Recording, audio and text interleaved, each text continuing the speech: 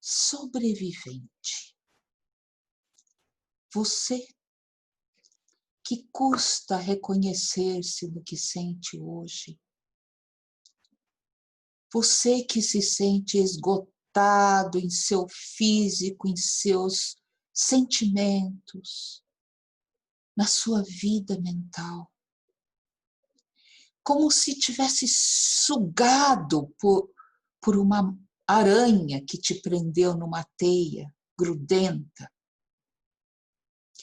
Você que busca entender.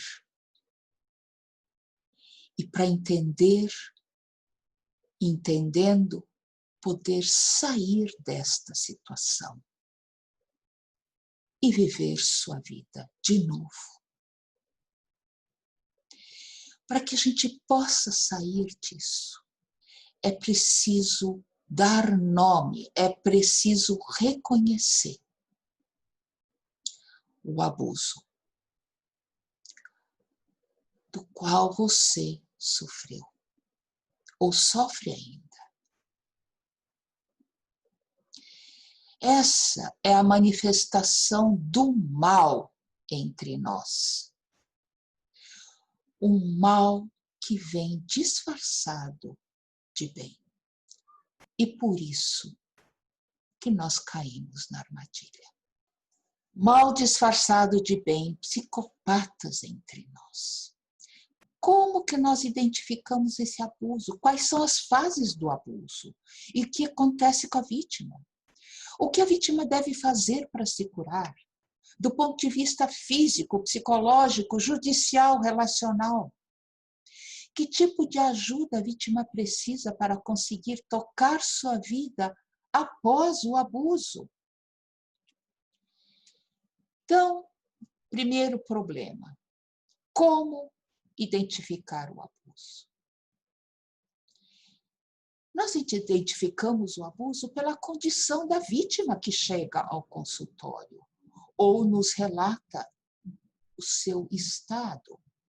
Porque este abuso é sutilmente diferente de todos os outros. E nós identificamos que segue um script, com pequenas variações aqui e ali, de tempo, de lugar, de circunstâncias, mas é sempre o mesmo script.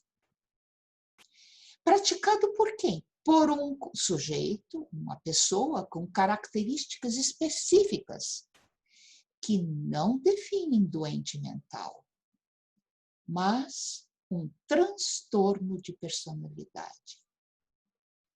E a diferença entre doença mental e transtorno de personalidade é que na doença mental a pessoa tem alucinações, ela delira, ela vê coisas que não são reais, portanto, ela não está na realidade.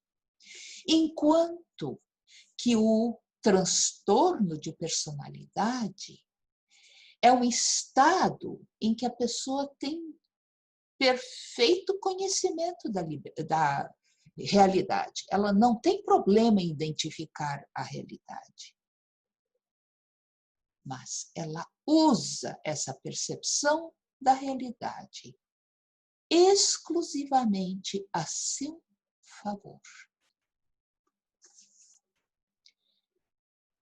O abuso que acontece por este tipo de pessoa vai desde violência psicológica, emocional, financeira, relacional. E tudo isso altamente velado, até violência física e criminal.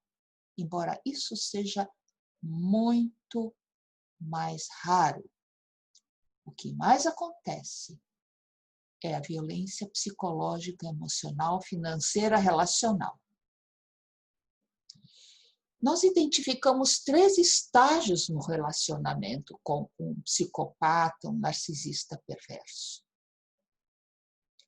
Primeiro estágio é o estágio do príncipe, da princesa encantada. Esses 3 estágios valem para todos os tipos de relacionamento, não só para o relacionamento afetivo. Aqui eu vou focalizar o relacionamento afetivo. Então, primeiro estágio, seduzir e conquistar. Você acha que encontrou a mulher da sua vida, o homem da sua vida. E você se entrega. Isso acontece muito rápido. É avassaladora essa primeira fase. Você mal tem tempo para perceber qualquer coisa, a não ser esse deslumbramento em que você é envolvido ou envolvida. Depois que você está capturado, capturada, vem a segunda fase, em que aos poucos o abusador te subjuga, coloca cabresto, controla. E isso tudo feito com muito amor e carinho. Você mal percebe que está sendo controlado, controlada. E você é explorado, explorada.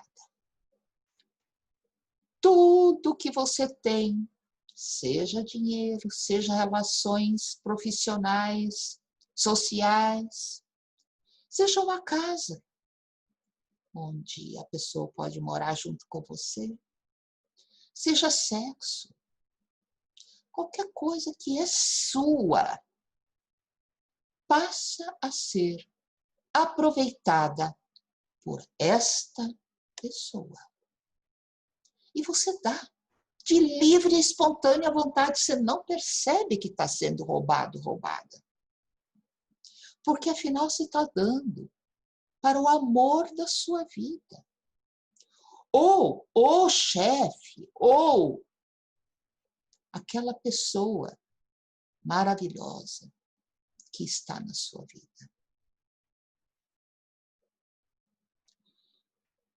E depois que você já não tem mais nada para dar, a criatura explorou tudo, vem a terceira fase,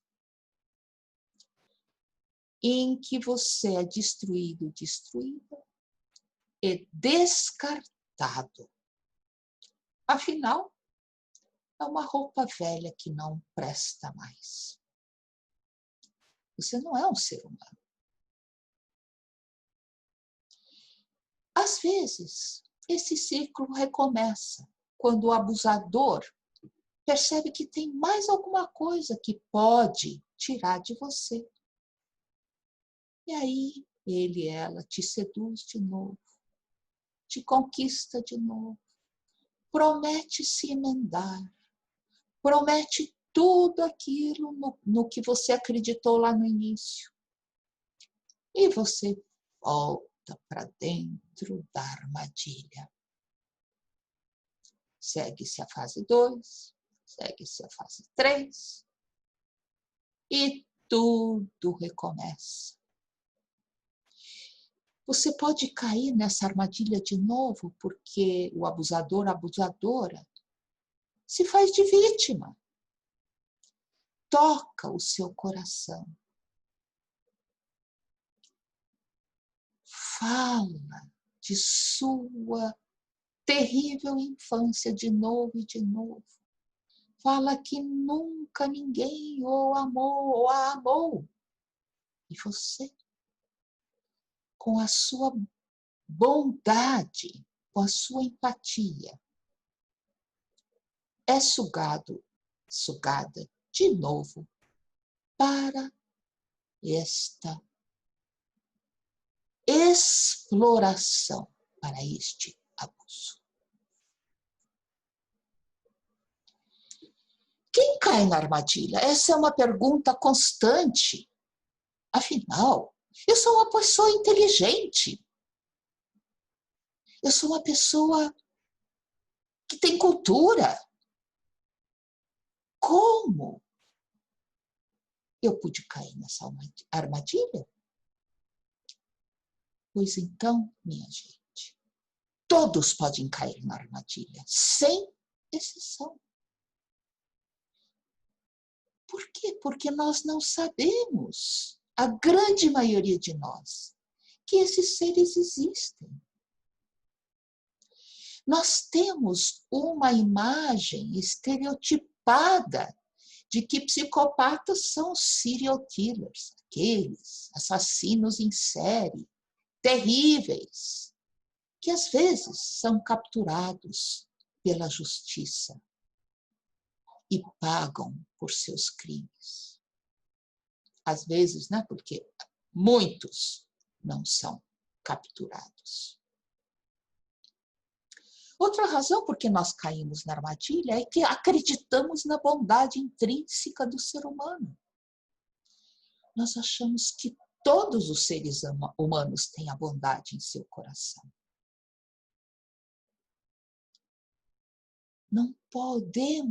Não conseguimos supor que existem alguns com aparência de ser humano e que não têm bondade no seu coração. Outra razão por que nós caímos nessas armadilhas é porque nós somos péssimos detectores de mentiras. A nossa primeira reação a qualquer coisa, a qualquer manifestação de um outro ser humano, é acreditar até que prova o contrário. Enquanto você acredita e não vem a prova, você vai sendo enredado por uma teia de mentiras. E você vai caindo cada vez mais nesta armadilha. Todos nós podemos cair nisso. Razão outra, os psicopatas sequestram o processo normal de vinculação humana. Sabe o que é isso? Eles sabem muito bem como funciona a vinculação humana, como você se liga a outro ser humano. O que te leva a se conectar. Eles sabem muito bem isso. E usam à perfeição. Por exemplo, quando alguém te fala, eu te amo, você acredita. Você não pode supor que isso é apenas uma estratégia para você cair na teia. Então, nós não sabemos como eles agem, nós não sabemos dessas armadilhas todas, dessas táticas de manipulação que eles usam. Então, nós nos tornamos cegos àquilo que nós não estamos preparados para ver. Sabe aquela história dos nativos que não conseguiam enxergar as velas dos navios que estavam se aproximando das suas praias por exploradores, por conquistadores espanhóis.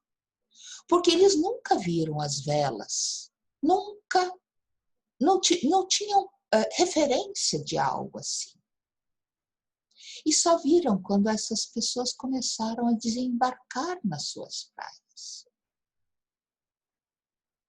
Então, isso acontece com todos os seres humanos.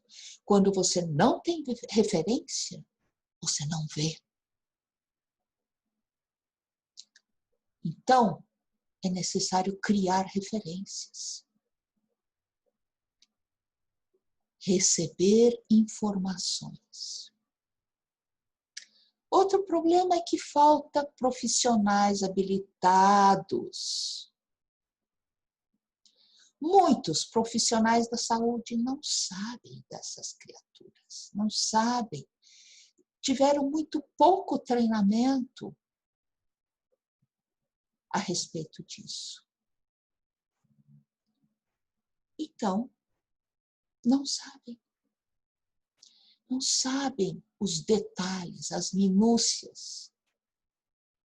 E muitas vezes as pessoas que vão a esses consultórios acabam saindo pior do que entraram.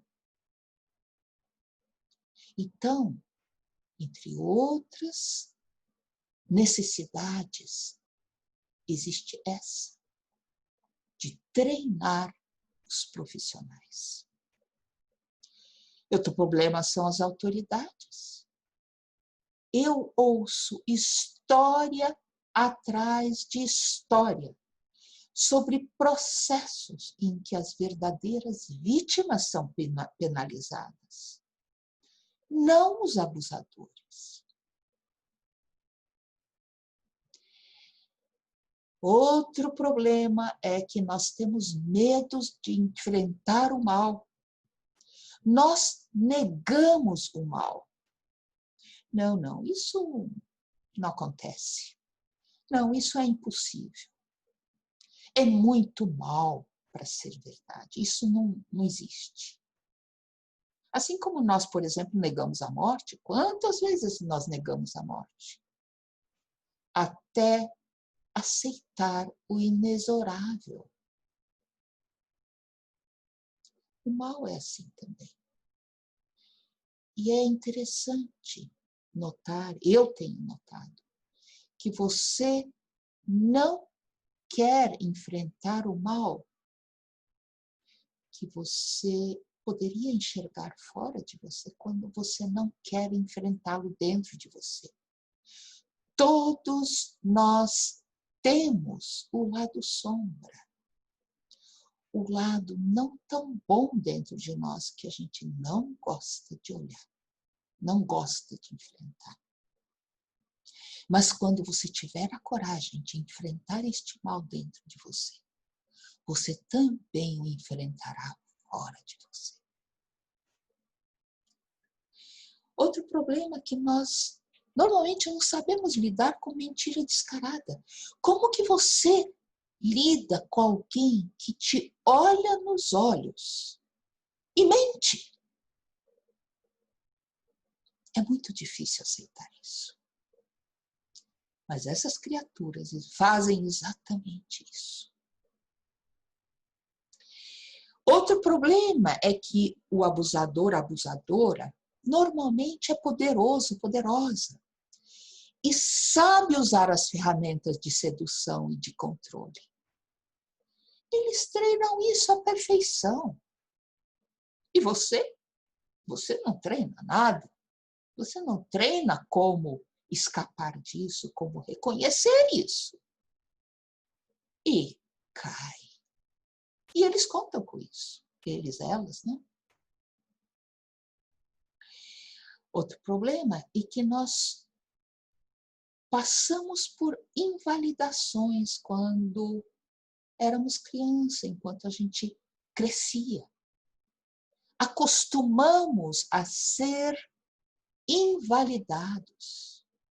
E assim nós continuamos pela vida aceitando que outros nos invalidem. E quem nos invalida principalmente são estas criaturas que usam isto contra nós.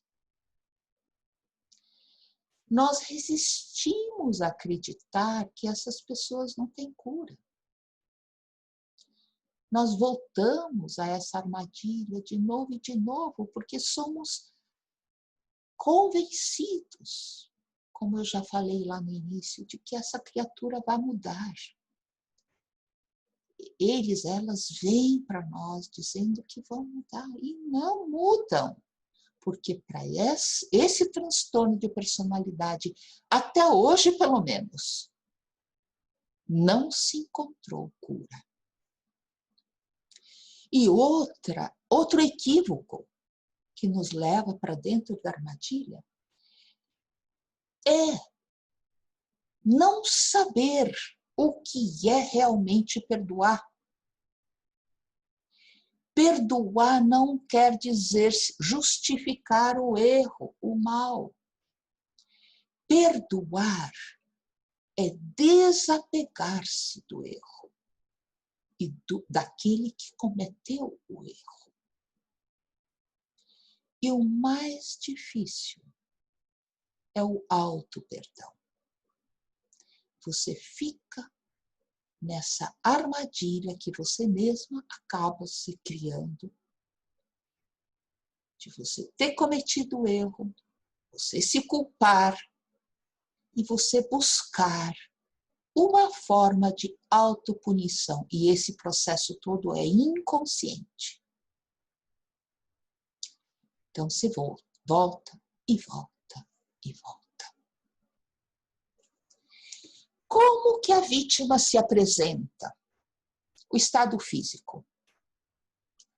A saúde está abalada, exaurida de suas forças físicas e vitais. Apresenta sintomas de vampirismo vital. A pessoa tem tremores, tem um estresse absurdo, um cansaço crônico, a pele seca sem brilhos, olhos sem brilhos, olheiras, queda de cabelo, unhas quebradiças, falta de apetite, insônia angustiada ou sonolência excessiva. Muitas vezes já tem alguma doença em formação, como câncer, distúrbios nervosos, digestivos, pulmonares, problemas de tireoide, déficit de vitaminas e sais minerais, síndrome de fadiga adrenal. Então, primeira recomendação é você procurar um médico que te dê auxílio para você conseguir ficar em pé.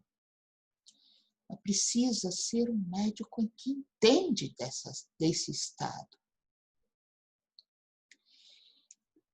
Então, nós chamamos isso de burnout do sobrevivente. Essa é uma ilustração bem explicativa daquilo que eu falei antes. De outras coisas que eu não falei, a sua libido diminui ou simplesmente desaparece.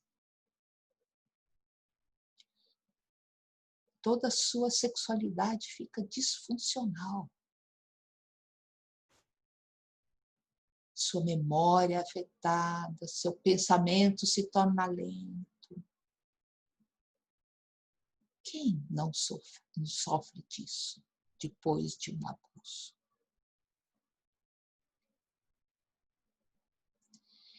O estado emocional psicológico. Uma das perguntas básicas que eu recebo das pessoas que procuram minha ajuda é: será que estou ficando louco, louca? Tal é a confusão mental e emocional que este abuso provoca. Você não consegue entender o que foi que aconteceu, nada faz sentido, tudo é absurdo, não tem lógica para você. E aí vem a culpa, que eu já mencionei. Eu fiz tudo errado. Aí a pessoa tem a tendência de proteger o abusador. A pessoa se sente com vergonha. E isso só suga você de volta para a mesma situação. A pessoa se sente traumatizada. Eu costumo igualar esta traumatização a mesmo trauma que uma pessoa passa quando passa por um estupro e um sequestro ao mesmo tempo, junto.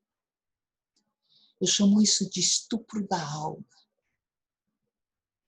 E então a pessoa fica com transtorno de estresse pós-traumático. É um transtorno complexo, Porque não é uma vez, duas vezes. A pessoa passou por esse trauma várias vezes na sua vida. Com a mesma pessoa. O mesmo abusador ou abusadora. A pessoa tem choro fácil, ela entra num estado de dormência emocional, parece que ela tem um buraco no lugar do coração. Ou então ela fica alternando com estados de indignação avassaladora. Ela quer contar para todo mundo o que foi que aconteceu com ela. Mas ninguém acredita, não é? Vejo vocês falando, sim, é isso mesmo. Então a pessoa tem a tendência de repetir e repetir a mesma história, porque não faz sentido. A mesma sequência de fatos, ela agiu de um jeito e houve outro efeito que sabe, uma coisa não combina com a outra. Você procura um EC. Se eu desse mais atenção, se eu fosse mais condescendente, esse, nada que você fizesse diferente daria um resultado diferente. Você não consegue entender isso. Você não consegue entender que tudo ocorrido já estava planejado, premeditado pelo abusador ou abusadora. Você está com a sua autoestima baixa ou totalmente perdida. Você não tem mais autoconfiança, você não confia em si. Você perde a capacidade de gerir sua vida. Você se sente incapaz de achar alguém que acredite em você. Você está em depressão, angústia, ansiedade, pânico. Quantas pessoas entram em crise de pânico? Isso tudo é chamado de dissonância cognitiva.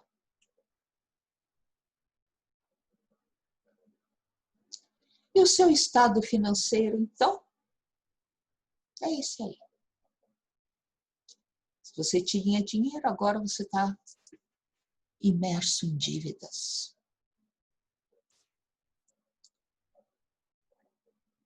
Você está derrotado, derrotada.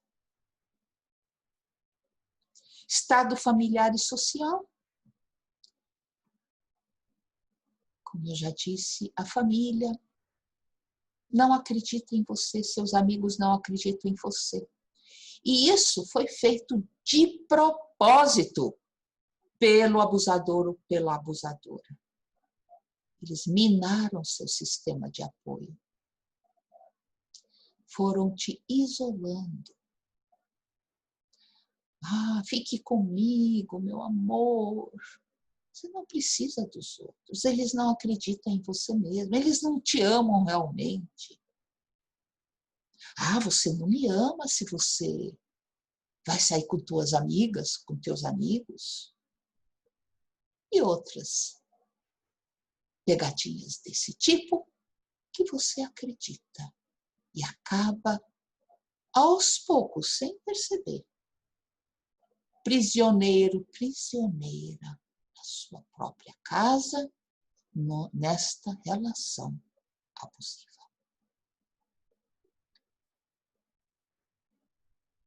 O abusador, a abusadora fez uma campanha de difamação de você.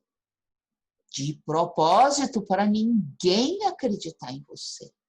Para todos acharem que o problema, o abusador, a abusadora, é você, não ele ou ela. Entende? É uma inversão da verdade. E aí, você que é acusada pela família e pelos amigos. Ninguém acredita em você. Estado judiciário, então, essa parte é uma parte muito frágil nas pessoas que procuram a nossa ajuda. Muitas vezes estão envolvidas em processos judiciários. Lá também o abusador, a abusadora, procura todos os meios para virar a história do avesso. E você ser acusado, acusada de abuso, quando a verdade é bem outra. Eles sabem usar a justiça a seu favor. Usam de meias-verdades. O que é uma meia-verdade? Se ela é meia-verdade, a outra metade é mentira. E quando se foca na parte que é verdadeira, não se enxerga a outra parte que é mentirosa. Eles usam a intimidação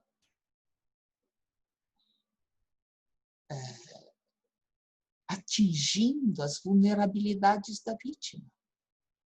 Por exemplo, quando o juiz não entende que não dá para chamar para uma audiência os dois ao mesmo tempo.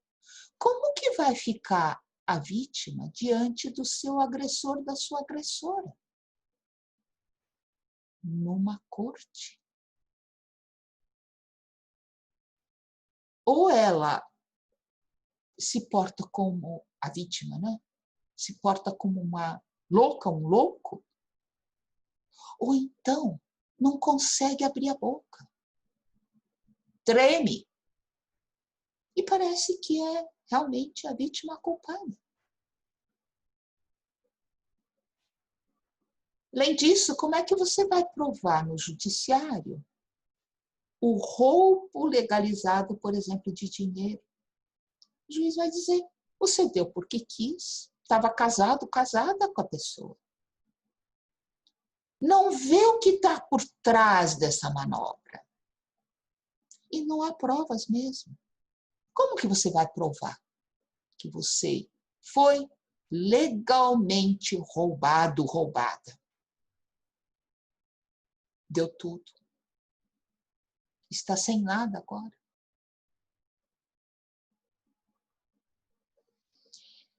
Todas as provas que poderia você ter, o abusador ou a abusadora já deletou da sua vida.